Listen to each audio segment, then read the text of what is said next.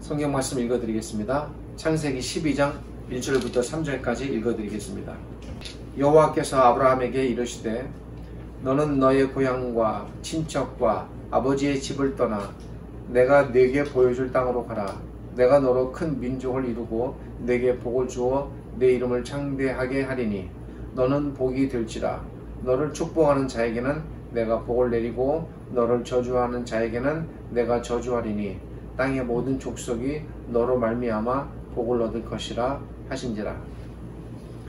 하나님 그 위대하신 부르심이라는 제목으로 말씀을 드리겠습니다.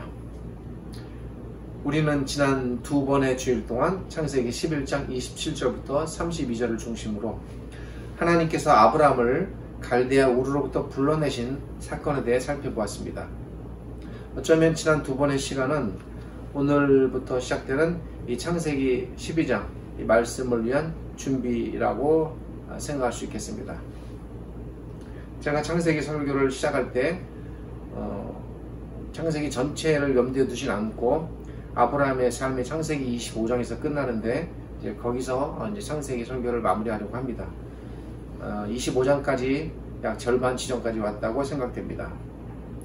지난번 두 번 시간 동안 제가 중점을 드린 부분은 기록자는 비록 데라를 중심으로 이 사건을 기록한 것처럼 보이지만 하나님께서 부르신 대상은 데라가 아니라 아브라함이었다는 사실입니다. 기록자는 마치 데라가 중심이 되어 데라가 아브라함과 며느리 사레와 손자 롯을 이끌고 갈대아 우르를 떠난 것처럼 사실 기록했습니다. 그러나 실제로 부름을 받은 대상은 아브라함이었으며 데라는 단지 아브라함의 요청을 받아들여 갈대아 우르로부터의 그 떠남을 동참한 것이라고 말씀드렸습니다.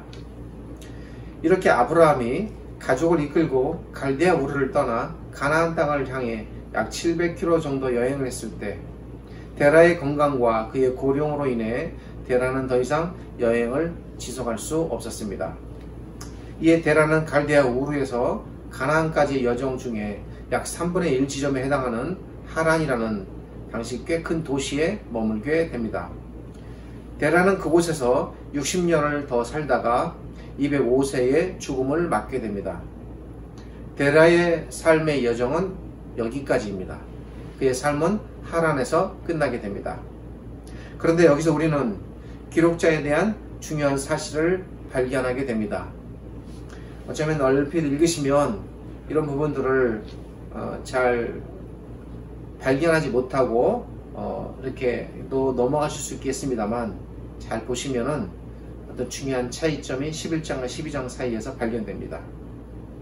비록 하나님께서 처음 갈대아 우르에서 아브라함을 부르셨다고는 하지만 그때까지는 즉 창세기 11장까지는 기록의 중심을 기록자가 아브라함에 두지 않았다는 것입니다. 창세기 11장까지에서 기록자의 기록의 중심은 10장부터 쭉 이어지는 셈과 그의 계보들 그리고 그의 후손들 그리고 데라로 끝나는 셈의 후손에 관한 이야기였습니다. 비록 창세기 11장에 아브라함의 이름이 등장하긴 하지만 기록자의 기록의 중심은 이때까지는 사실 아브라함이 아닙니다. 셈과 그의 후손인 데라였습니다. 그래서 기록자는 마치 데라가 가족을 이끌고 갈대아 우르를 떠난 것처럼 기록한 것입니다. 그러나 이러한 기록의 흐름이 이 방향이 창세기 12장으로 들어오면서 완전히 전환이 됩니다.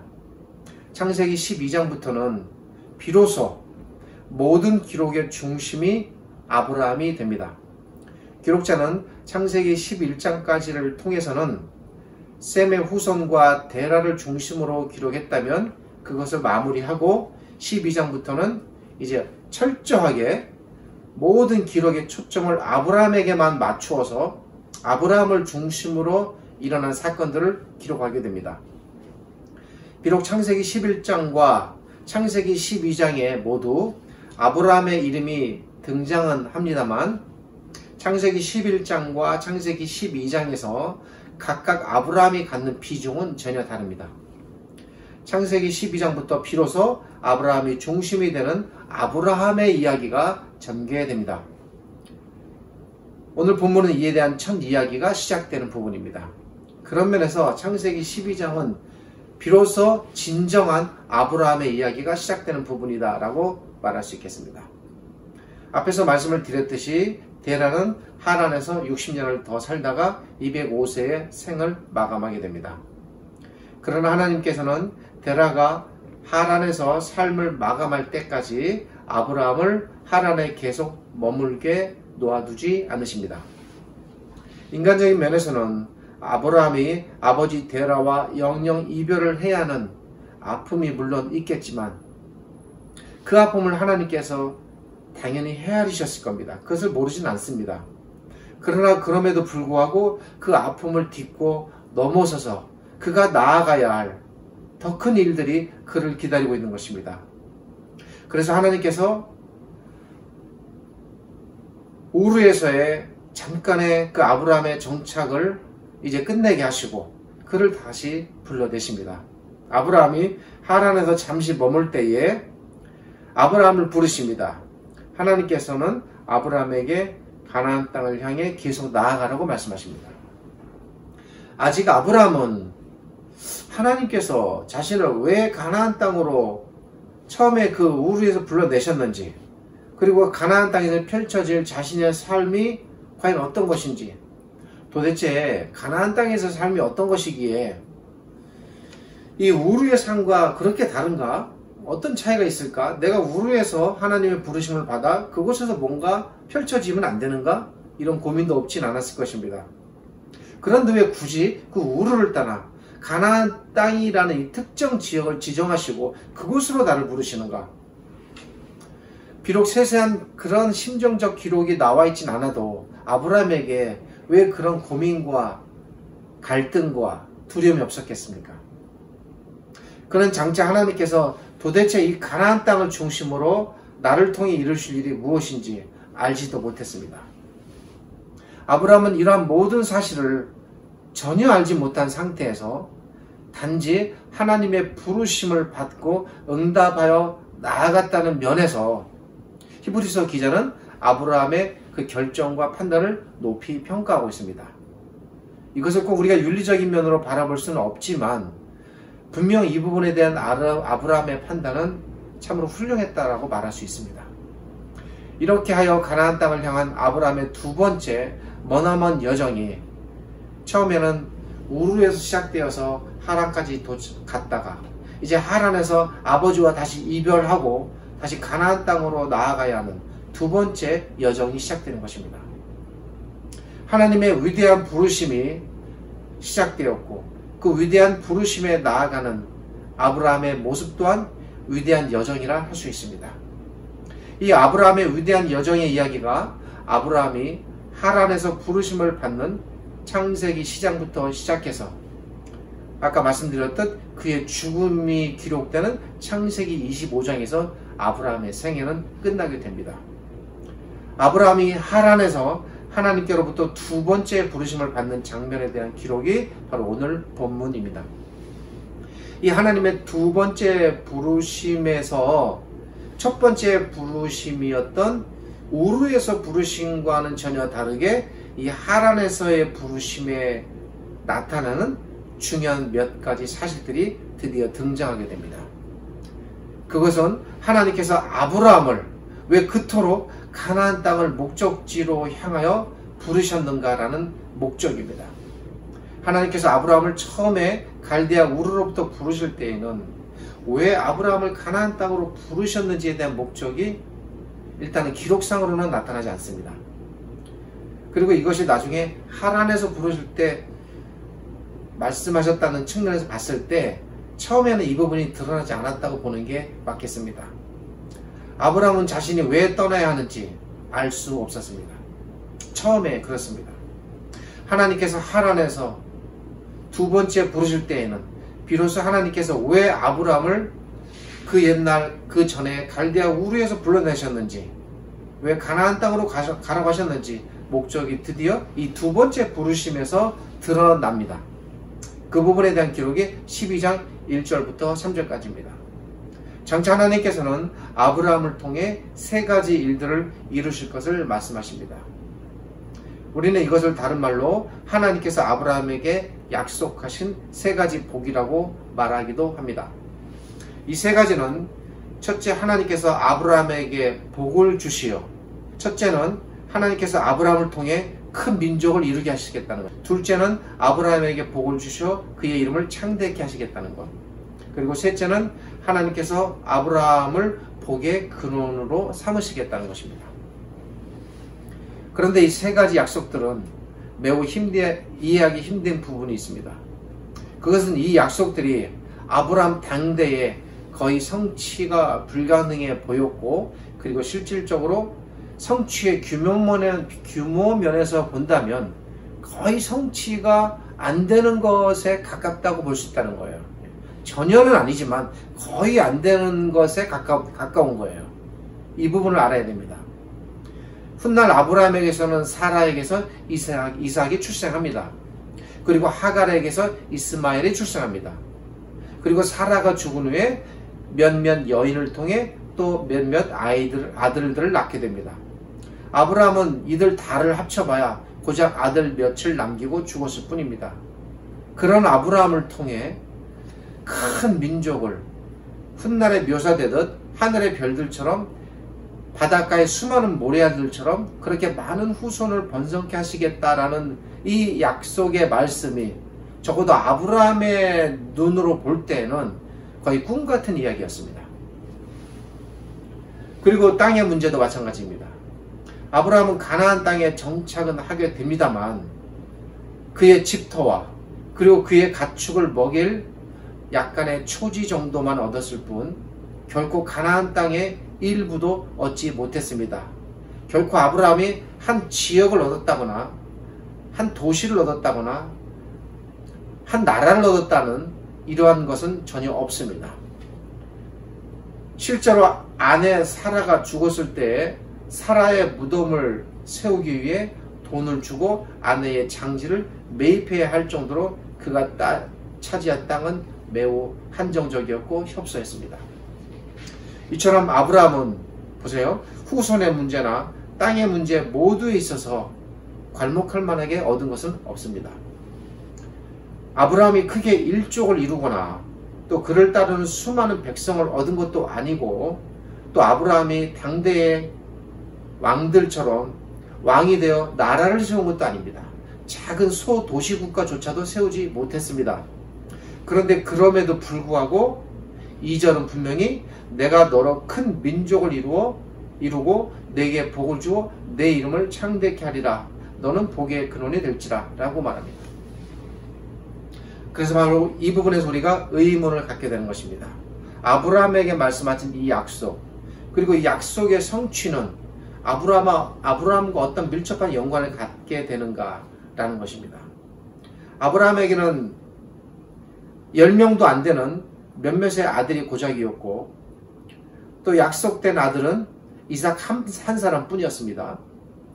아브라함을 통해 큰 민족을 이루시겠다는 이 하나님의 말씀은 적어도 아브라함의 눈에는 보이지 않았습니다. 그것을 넘어서서 히브리서 기자의 평가대로 아브라함이 믿음을 통해서 그 훗날에 하나님께서 이루실 세상을 바라보았는지는 모르겠지만 현실은 그렇지 않았다는 것입니다. 이 질문을 통해 우리는 두 가지 사실을 가정할 수 있습니다. 그것은 첫째, 만약 이 약속이 아브라함 당대로 성취가 끝났다면 그렇다면 이 약속의 말씀은 사실 우리와 상관이 없는 것입니다. 아브라함 당대와 혹은 그의 사후에 이 약속이 모두 성취되어 이제 남아있는 성취가 없다면 우리에게는 이 창세기 12장 1절부터 3절의 말씀은 연관이 없습니다. 그런데 그렇지 않습니다. 결론을 말씀드리면 이 약속의 말씀은 궁극적으로 아브라함의 당대나 혹은 그의 혈연적 후손을 통해 이루어질 그런 성취의 말씀이 아니라는 것입니다. 그리고 하나님께서 이 말씀을 주실 때도 그런 의도로 주시지 않았다는 겁니다. 이 부분을 우리가 정확하게 알아야 합니다. 이 약속의 말씀은 장차 하나님께서 아브라함을 통해 이 땅에 이루실 그분의 궁극적인 구원을 통해 성취될 일에 관한 기록입니다. 그러니까 육신적으로는 볼 때는 아브라함의 후손이 혈연적으로 번창하고 그 혈연을 통해 이루어질 나라가 이 땅에 세워지겠지만, 여기서 말하는 하나님께서 말씀하신 아브라함의 후손은 그것이 아니라는 거예요. 이 약속이 어떻게 성취가 남아있으며, 그리고 그 남아있는 성취가 오늘날 우리 신자들과 어떻게 연관되어 있는지 그 부분을 우리가 알아가려고 하는 것입니다. 그 단서가 2절에 기록된 큰 민족이라는 이 단어를 통해 나타나는데, 이 안에 숨겨져 있다고 해도 과언이 아니겠습니다. 우리가 전에 사용하던 성경을 새로 번역하여 여러 가지 새로운 번역들이 나왔는데, 제가 알아본 바에 의하면 이 단어만큼은 여전히 히브리어 원문의 의미를 잘 전달하지 못하고 있습니다. 다른 부분들은 조금씩 손을 대서 바뀌어진 부분도 있는데, 이 부분은 안 바뀌고 있습니다. 개역 개정도, 개역 한글도, 새 번역도 모두 이 2절을 큰 민족으로 번역했습니다. 제가 히브리 원문의 의미에 가깝게 번역한다면 큰 민족보다는 차라리 큰 민족들이라든지 아니면 큰 나라로 번역하는 게 더 원문의 의미에 가깝겠다라는 생각을 해봅니다. 우리는 민족하면 혈연적인 관계를 생각하게 됩니다. 그래서 한민족하면 한국인을 생각합니다. 여러분, 한민족하면서 일본인을 생각하지는 않을 것입니다. 한민족하면서 또 피부가 하얀 그런 서양인들을 생각하지는 않을 것입니다. 그러나 민족들이나 나라라고 하면은 개념은 달라집니다. 여기서 민족하면 우리는 아브라함의 몸에서 태어난 유대민족, 이스라엘 민족을 생각하게 됩니다. 그러나 여기서 말하는 민족은 결코 그런 의미의 혈연적 민족이 아닙니다. 여기서 말하는 민족은 혈연으로 이루어져 있지 않습니다. 히브리어는 이 부분에 관해 두 개의 단어를 분리해서 사용합니다. 히브리어는 혈연으로 이루어진 민족을 나타낼 때에는 암이라는 단어를 사용합니다. 그러나 혈연으로 이루어진 그런 혈연을 초월하는 민족 그 이상의 어떤 집단, 단체, 또 민족들, 나라 이런 것들을 나타낼 때는 고이라는 단어를 씁니다. 그러니까 지금 제가 어쩔 수 없이 발음으로만 말씀드릴 수밖에 없습니다. 또 이 히브리어를 그대로 지금 원고상으로도 표기가 좀 어렵기 때문에 제가 나타내지는 못했습니다. 그런 부분은 좀 아쉽습니다. 이 혈연을 초월한 민족을 다른 말로 나라라고도 번역할 수 있습니다. 그러니까 그 번역이 저는 더 원문의 의미에 가깝다라고 생각합니다. 2절에 기록된 이 민족에는 여기에 쓰인 단어는 암이 아닌 고이 이 단어입니다. 이거는 분명하고 구약성경에서 히브리어에서 분명히 엄격하게 구별해서 쓰는 두 개의 단어입니다. 근데 이 고이라는 단어를 썼다는 거예요, 여기서. 그러기에 여기서 말하는 큰 민족이라는 것은 이스라엘의 혈통으로 이루어진 혈연 중심의 민족이 아닌, 굳이 말씀드리자면 여러 혈통이 섞인 다민족으로 이루어진 나라를 가리킨다라고 보는 것이 맞습니다. 이 단어에 대해서 우리뿐 아니라 유대인들도 이스라엘인들도 역사적인 오류를 계속 범했고 지금도 범해오고 있습니다. 그들은 예수님 당대에 자신들만이 혈연적으로 이루어진 아브라함의 혈통적 후손만이 하나님께서 선택하신 백성이라고 생각했습니다. 꼭 이 단어를 외웠다기보다는 아브라함의 부르심에 대한 그들의 편견이었습니다. 과연 하나님께서 처음부터 그런 생각을 갖고 계셨을까? 하나님께서 처음에 이 이스라엘 혈통인들, 이 유대인들만을 하나님의 백성으로 생각하셨는데, 근데 그렇게 오해를 살 만한 구약의 기록들이 좀 있어요. 너희가 아무리 말해도 듣지 않으니 내가 지경을 넓히겠다라는 이러한 유수한 기록들이 있어서 그런 기록이 또 그런 오해를 불러일으키게 되긴 합니다만, 이스라엘 백성이 아무리 하나님께서 말씀하셔도 그 따라오지를 못하니까, 그래서 하나님께서 계획을 변경하셔서 그 자리에 내가 이방인을 채우겠다. 그러니까 이방인을 채우겠다라는 말, 그런 표현들이 구약에 있습니다만, 이 표현을 이런 식으로 오해하시면 안 된다는 거예요. 하나님께서 처음에 생각하셨던 계획이 수정돼 가지고 도저히 유대인들만으로는 하나님께서 원하시는 그 나라를 세울 수 없게 돼서 그들이 계속 따라오지 못하니까, 순종하지 못하니까, 그래서 그 자리에 내가 이방인들로 채워서 내가 처음에 세웠던 그 계획을 수정하겠다. 전혀 그런 것이 아닙니다. 그런 뉘앙스가 있고, 또 예수님의 비유나 말씀 속에 그런 의미가 뒤섞여 나오긴 할지라도 그렇지 않습니다. 처음부터 생각해야 됩니다. 하나님의 생각 속에, 하나님의 계획 속에 처음부터 이런 생각이 없습니다. 그럼에도 불구하고 구약과 그리고 예수님의 비유와 말씀 속에 마치 유대인들이 잘못해서 그 자리에 이방인들로 채워지는 듯한 이 말씀의 초점은 자리바꿈이 아니에요. 자리바꿈이 아니라 얼마나 유대인들이 악한지를 지적하시는 거에 초점이 맞춰져 있어요. 그래서 너희들조차도 하나님께서 나의 백성으로 삼지 않으시고 이방인들로 얼마든지 세울 수 있다라는 그러한 하나님 나라의 초월성을 말씀하시는 것이지, 하나님의 계획이 유대인에서 이방인으로 바뀜을 말씀하시는 게 아닙니다. 이런 부분들은 나중에 기회가 되면 제가 따로 논하도록 하겠습니다. 왜냐하면 예수님께서 이 부분에 대해서 예수님의 왕의 귀환이라든지 청지기 비유라든지 잔치 비유라든지 여러 비유들을 통해서 이 부분을 많이 말씀하시기 때문에 이 부분들은 따로 좀 다룰 필요가 있습니다. 예수님의 생각과 하나님께서 아브라함을 처음 부르실 때의 생각이 다르지 않다는 거예요. 같은 겁니다. 뭘까요? 하나님의 거대한 구원의 계획 속에는 처음부터 이 땅의 모든 민족들이 하나님의 백성으로 들어오는 그런 나라가 꿈꿔져 있었던 것입니다. 그리고 굳이 순서를 논한다면 그 첫 번째로 들어오는 그 백성의 자리가 유대인들인 거예요. 그리고 그 유대인들을 통해서 그들을 하나의 통로로 삼아서 온 땅의 백성들을 다 불러들이려고 하는 것입니다. 이 기록이 출애굽기 19장에 나타나기 시작해요. 유대인이 자꾸 이방인 하니까 그 이방이라는 개념은 사실은 유대인들이 만들어 놓은 배타적 개념이에요. 그들이 만들어 놓은 개념이지 성경적 개념이 아닙니다. 그들이 자꾸 자기들 아닌 백성들을 이방인으로 말하고 취급하니까 그런 개념이 들어온 것입니다. 하나님의 이 기록 속에는 처음부터 이방인이라는 개념이 없습니다. 하나님께는 이방인, 유대인의 구별이 없는 것입니다. 그래서 이런 하나님의 생각을 철저하게 깨뚫은 세례 요한은 유대인들에게 너희가 말하는 그 이방인이 바로 아브라함의 후손이 될 수 있다라는 말을 하는 겁니다.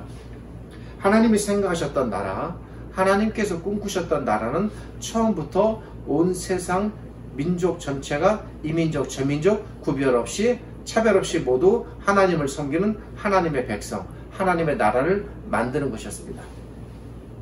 여러분, 예수님께서 오셔서 그 당시 사람들을 대하는 모습을 잘 보십시오. 예수님께 그러한 편견이나 차별은 티끌만큼도 발견되지 않습니다. 그 누구도 차별하지 않고 다 고치십니다. 2절에 기록된 큰 민족이란 그런 커다란 하나님 나라를 말하는 겁니다. 그러기에 이 하나님의 나라는 그런 측면에서 아브라함으로부터 시작이 되어서 지금까지 진행이 되었지만, 그리고 지금 많이 완성이 되었지만 아직도 완성이 끝나진 않았습니다. 지금도 진행되고 있는 나라입니다. 왜? 언제까지? 이 땅의 모든 백성들, 모든 민족이 할 수만 있다면 전부 다 하나님의 백성이 되는 것이 하나님의 간절한 바람이십니다. 하나님의 나라는 아브라함으로부터 시작돼서 선지자들을 통해 선포되고 이룩되었습니다.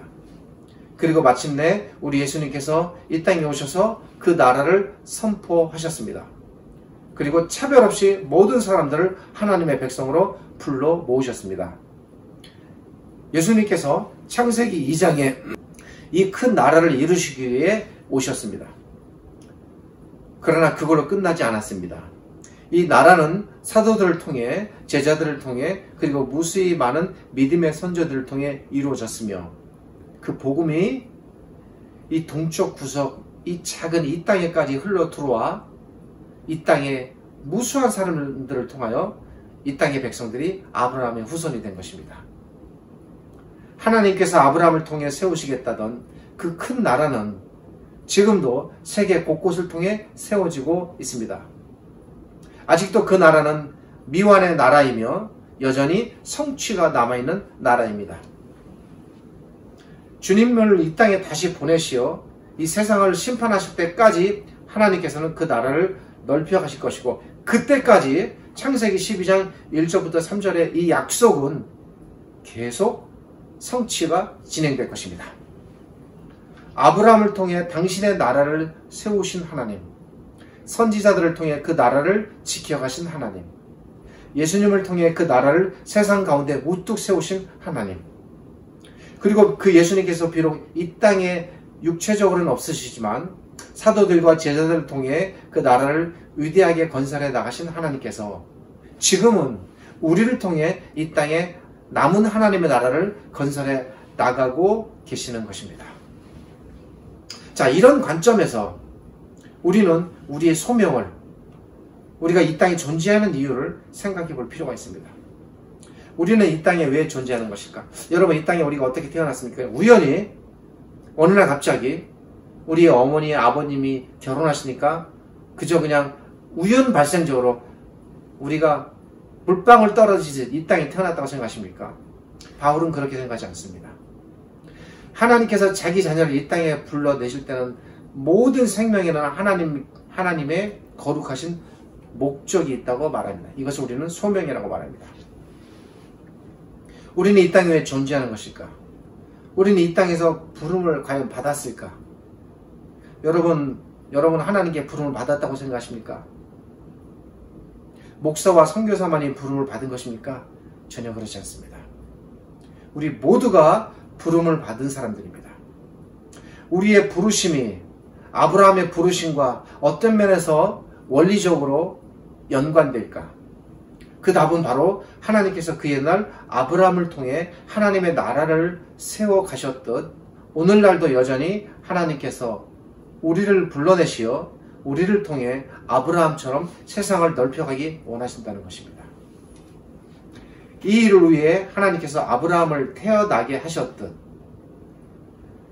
그리고 그 아브라함을 갈대아 우르에서 하란에서 계속 불러 가나안 땅으로 이끌어 드셨듯 하나님께서는 우리를 이 땅에 태어나게 하셨고 우리를 부르신 것입니다.